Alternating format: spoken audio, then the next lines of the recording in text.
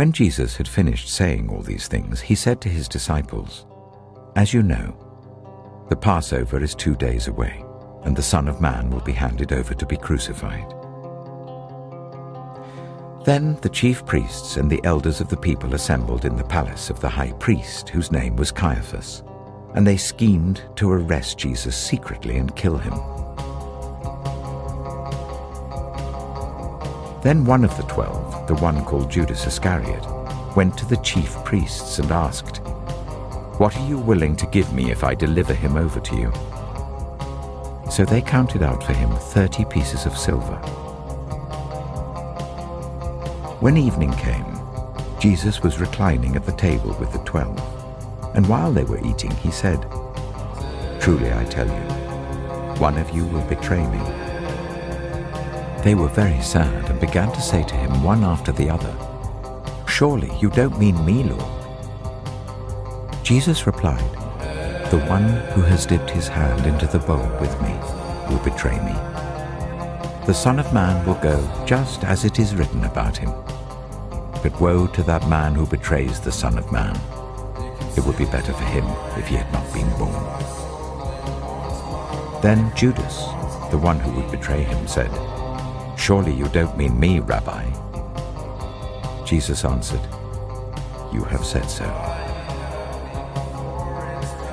Then Jesus went with his disciples to a place called Gethsemane, and he said to them, "Sit here while I go over there and pray." He took Peter and the 2 sons of Zebedee along with him, and he began to be sorrowful and troubled. Then he said to them, "My soul is overwhelmed with sorrow to the point of death. Stay here and keep watch with me." Going a little farther, he fell with his face to the ground and prayed, "My Father, if it is possible, may this cup be taken from me. Yet not as I will, but as you will."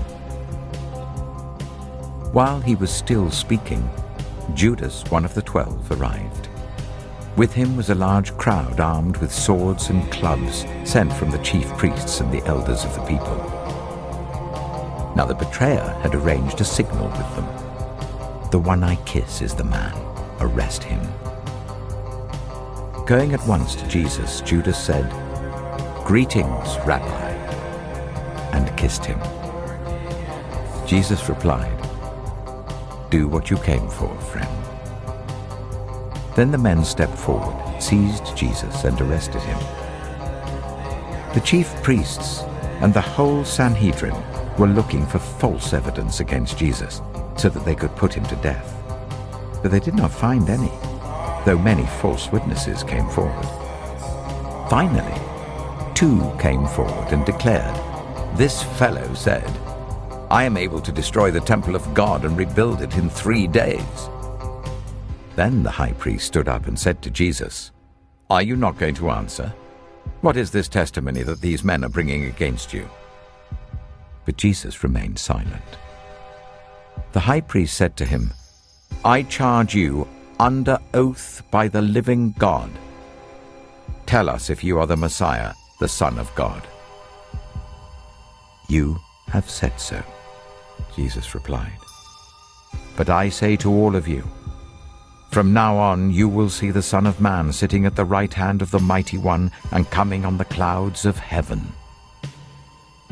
Then the high priest tore his clothes and said, "He has spoken blasphemy.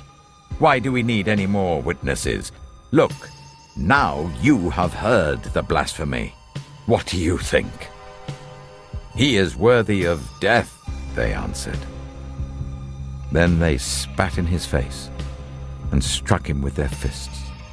Others slapped him and said, "Prophesy to us, Messiah. Who hit you?"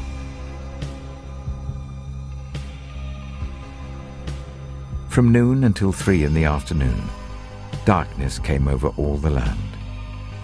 About 3 in the afternoon, Jesus cried out in a loud voice, "Eli, Eli, lama sabachthani," which means, my God, why have you forsaken me?" When some of those standing there heard this, they said, "He's calling Elijah." Immediately one of them ran and got a sponge. He filled it with wine vinegar, put it on a staff, and offered it to Jesus to drink. The rest said, "Now leave him alone. Let's see if Elijah comes to save him." And when Jesus had cried out again in a loud voice, he gave up his spirit. At that moment, the curtain of the temple was torn in two from top to bottom.